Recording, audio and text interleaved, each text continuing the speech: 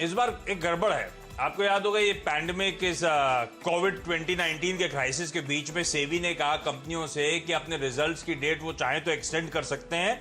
30 जून तक आमतौर पे सभी कंपनीज को अपने तिमाही रिजल्ट दे देने होते हैं Q4 के फाइनेंशियल ईयर के। इस बार वो 1 महीना एक्सटेंड करके 31 जुलाई कर दिया गया है।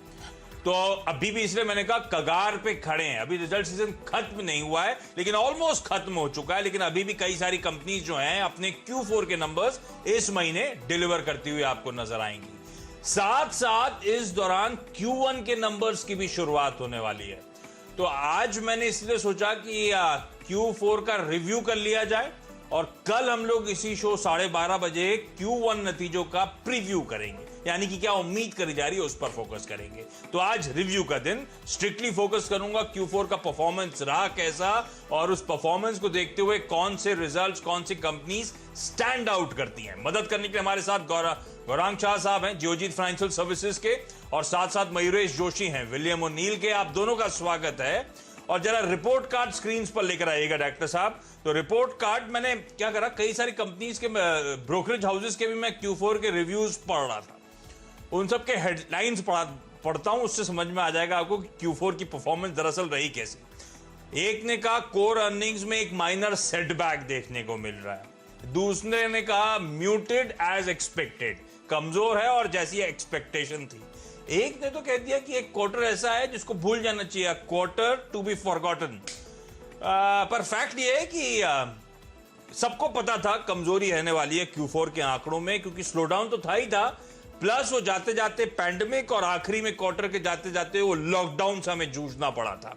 तो ईयर ऑन ईयर पहले तो रिपोर्ट कार्ड लेकर आइएगा स्क्रीन पर। बिक्री 5%, EBITDA 4.8 पकड़ लीजिए 5%, पीबीटी में 28% और पैट में 20% का डिक्लाइन है। ये सारी वो निफ्टी 50 की कंपनी का कंसोलिडेटेड प्रदर्शन है। तो अक्रॉस द बोर्ड डिक्लाइन है, बिक्री 5% और मुनाफे में 20% का दबाव हमने Q4 में आता हुआ देखा है। गौरांग सर, इसी के साथ रिपोर्ट कार्ड एक एक करके अनफोल्ड करता रहूंगा, आप लोगों की चीज में डिटेल्स आती रहेंगी, आगे सेक्टर्स की बात करूंगा। लेकिन गौरांग सर, जिस क्वार्टर को हम लोग रिव्यू कर रहे हैं Q4 यानी कि जनवरी से मार्च का पीरियड, इसमें हमें पता था कि आखिरी में जाते जाते 24 तारीख को नेशन वाइड लॉकडाउन, तो सभी कंपनी से दिक्कतें झेली होंगी। ये जो एनालिस्ट एक्सपेक्टेशंस थी उसके ऊपर बेस थी। तो जो नंबर्स दरअसल आए, ओवरऑल इंडिया इनका परफॉर्मेंस जो Q4 में देखने को मिला, उम्मीद पर कितना खरा उतरा, कितने वाकई डिसअपॉइंटेड हैं आप Q4 के परफॉर्मेंस से? बहुत बहुत धन्यवाद आशीष आपका, और आप सभी को शुभ दिन हमारे तरफ से। तो ये जो लॉकडाउन हुआ उसकी मार जो झेलनी पड़ी कंपनियों को नतीजों के आधार पर, वो केवल और केवल मात्र मार्च के आखिर के एक हफ्ते यानी कि 7 दिन की मार थी। क्योंकि जैसा आप जिक्र कर रहे थे और जैसे वास्तविकता में भी हम सब जानते हैं कि 24 मार्च 2020 से ये लॉकडाउन पूरे देश भर में लागू किया, माननीय प्रधानमंत्री जी ने इसकी घोषणा की। और एक हफ्ते का असर इतना बड़ा असर नहीं होता अगर आप 3 महीने की तुलना करें आमदनी की, लेकिन फिर भी है, जो भी मुआवजा भरना था, जो भी कठिनाई उठानी थी वो उठाई। तो अगर आप मुझे पूछे 10 में से कितने क्षेत्र हैं जिन्होंने सकारात्मक सा रुझान लेकर के आए, तो मेरे ख्याल से 6 या 7 क्षेत्र ऐसे हैं जहां पर रुझान अच्छा था। 3 या 4 क्षेत्र ऐसे होंगे जहां पर इसकी मार पड़ी और नतीजों पर इसका बुरा असर पड़ा। लेकिन हकीकत में आशीष, मेरे ख्याल से इस हफ्ते से जो आगाज हो जाएगा पहली तिमाही का इस वित्तीय वर्ष के, वहां पर मार ज्यादा झेलनी पड़ेगी। तो ओवरऑल मैं कहूंगा कि हमारी जो उम्मीद थी उससे थोड़ा बहुत बेहतर नतीजे आए चौथी तिमाही के पिछली वित्तीय साल। तो देखिए, चौथी तिमाही के नतीजे इतने बुरे नहीं रहे। एक्सपेक्टेशन थी कमजोर क्वार्टर की, और जो उम्मीद थी गौरांग सर जो मेंशन कर रहे हैं उससे थोड़ा बहुत तो परफॉर्मेंस फिर भी बेहतर देखने को मिला। अब जो दबाव था प्रॉफिटेबिलिटी पे, खासतौर पे जो प्रेशर पड़ा है, वो auto, oil and gas, metals, private banks, कुछ हद तक एनबीएफसीज, इनसे वो लार्जली वो प्रॉफिट्स पे इंपैक्ट Q4 में पड़ता हुआ नजर आया था। अच्छा गौरांग सर, इस बीच स्क्रीन देख रहा हूं, ऑफिस पहुंच गए क्या आप? जी हाँ आशीष, हफ्ते में 1 या 2 दिन ऑफिस आते हैं, हम थोड़ा बहुत कामकाज करते हैं, क्योंकि घर बैठ के जो काम करने का एक मजा है और ऑफिस में काम करके करने का जो मजा है वो अलग है। और थोड़ा बहुत काम भी करना था ऑफिस रिलेटेड, इसलिए आज ऑफिस आया।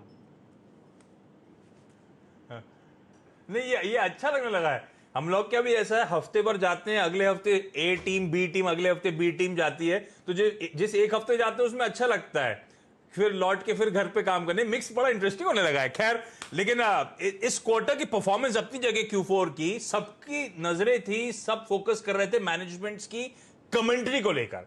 अब कमेंट्री इसलिए इंपॉर्टेंट थी क्योंकि बीच में खबरें थी, लेबर शॉर्टेजेस बहुत तगड़ी देखने को मिल रही हैं, कई सारे कंटेनमेंट जोन्स थे, कई सारे रिस्ट्रिक्शंस वाले जोन्स थे, उसको लेकर अब क्या हालात हैं, सप्लाई चेन को लेकर कंसर्न्स थी, तो नॉर्मलाइजेशन किस हद तक हुआ उसका, मंथ ऑन मंथ किस हद तक पिकअप आया है, डिमांड रिवाइवल देखने को मिल रहा है, इसीलिए कमेंट्रीज इंपॉर्टेंट थी। मयूरेश, अब तो बहुत ज्यादा सब दिग्गज कंपनी से कमेंट्रीज आ गई हैं, किस तरह की कमेंट्री से इंपैक्ट गॉज कर रहे हैं, कितना समय और लगेगा इस स्लोडाउन से हम जूझते हुए नजर आएंगे, कब तक प्री कोविड, अभी कोविड कितना लंबा चलेगा वो तो कहना ही मुश्किल है, तो प्री कोविड की बात ही नहीं करता हूं, लेकिन कब तक लग रहा है कमेंट्री सुनकर कि हालात पटरी पर कुछ नहीं तो लौटते हुए नजर आएंगे?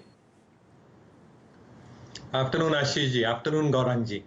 नहीं, जितनी भी मैनेजमेंट कमेंट्रीज आशीष जी आई हैं, आई थिंक Q4 में जो 10 दिन जैसे गौरांग जी ने कहा, आई थिंक ऑब्वियस लॉकडाउन का इम्पैक्ट था, और जो चौथे तिमाही के नतीजे आए थे मोर और less in line with estimates थे। अभी अप्रैल और मई महीना तो ऑलमोस्ट गया है क्योंकि दे वर अंडर कंप्लीट लॉकडाउन, इसलिए Q1 से बहुत ज्यादा उम्मीद है नहीं। बट जितनी भी मैनेजमेंट कमेंट्रीज आई हैं, जितनी भी AGMs हुई हैं, काफी मैनेजमेंट्स ने ये दर्शाया है कि they are coming back to normalcy.